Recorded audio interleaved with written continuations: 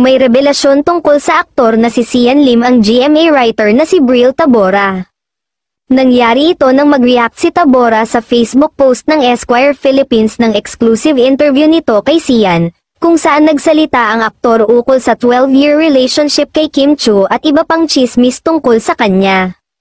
Ni-reveal ni Tabora sa comment section na sobrang hirap katrabaho ng aktor at ginawa raw miserable ang buhay ng mga TV writer. What a friggin' joke, and he's also super difficult to work with, made our lives as TV writers miserable, saad ni Tabora.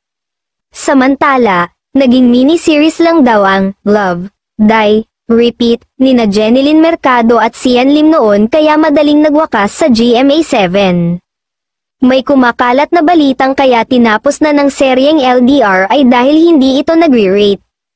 Naniniwala ang nagsplok na taga GMA7 na may kinalaman si Sian Lim kaya hindi gaanong kinagat ang LDR series nila ni Jenilyn kasi nga nakuha ni Kim Chiu ang simpatiya ng tao nung naghiwalay sila.